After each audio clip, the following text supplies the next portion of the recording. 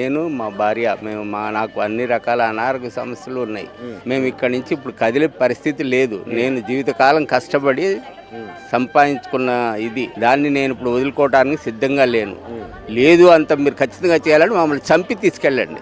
కష్టపడి మేము చిన్న ఉద్యోగస్తులమండి. కష్టపడి పైసా కూడా పెట్టుకొని ఇల్లు అంటూ కట్టుకొని ఉన్నాము. మేము వెళ్ళిపోమంటే ఎక్కడికి వెళ్తాము? ఎక్కడ ఉంటాం మేము? మాకు చిన్న పిల్లలు ఉన్నారు. గవర్నమెంట్ అంటే అందరినీ రక్షించాలండి, కానీ భక్షించేది ఇది ఉండకూడదు. అలాగా మీ ఆనందం గురించి మా ఆనందమును అలా చేయడము చాలా తప్పండి. ఎట్టి పరిస్థితుల్లో మేము ఇక్కడ నుంచి కదిలేదే లేదు.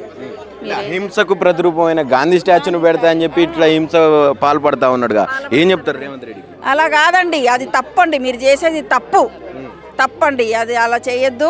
రిటైర్మెంట్ లైఫ్ కూడా కొంచెం ప్రశాంతంగా గడుపుతామంటే ఇప్పుడు 50 ఏళ్ళు కష్టపడ్డాము. ఇప్పుడు వచ్చి రిటైర్మెంట్ లైఫ్ అన్న కష్టపడకుండా హాయిగా కొంచెం ప్రశాంతంగా పెన్షన్తో బ్రతుకుతామంటే మాకు ఇన్ని కష్టాలు తెచ్చిపెట్టి రేవంత్ రెడ్డి గారు మీరేమీ సుఖపడలేరు. చిన్న ల్యాండ్లో మేమే దగ్గర ఉండి కట్టించుకుని వస్తాము. ఇలాంటప్పుడు ఇంతమంది కళ్ళనీళ్ళు మీరు తొడవాల్సిన టైంలో అందరికీ కన్నీళ్లు పెట్టిస్తున్నారు. అదిగాక ఇప్పుడు 74 సంవత్సరాలు ఈ ఏజ్లో మేము పిల్లల దగ్గర లేకుండా ఈ ఒంటరి బతుకుతూ ఇలాంటి కష్టాలను భరించడమే కాకుండా మళ్ళీ ఇల్లు కూడా లేకుండా అనాథలం అయిపోతామంటే అది అసలు భరించగలిగిన విషయమే కాదు. బఫర్ జోన్లో లేదు. ఇప్పుడు 50 మీటర్స్ అంటారు.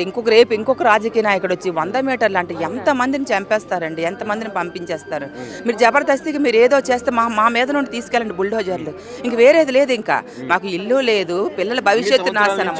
మీరు ఎప్పుడన్నా ఇట్లాంటి నోటీసులు కావచ్చు మీరు ఇక్కడ నుంచి ఖాళీ చేయాలని గత ప్రభుత్వం రాలేదు, ఇంతవరకు రాలేదు. ఏదైనా కష్టం వస్తే మేము గవర్నమెంట్ కంప్లైంట్ ఇచ్చుకుంటాం.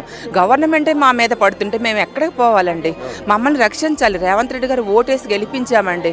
కాంగ్రెస్ పార్టీ మీద అభిమానంతో మేము ఓటేసాము, గెలిపించినందుకు ముందు మా నెత్తి మీద చేయేస్తారా? మమ్మల్ని పీక పిసికేస్తున్నారు.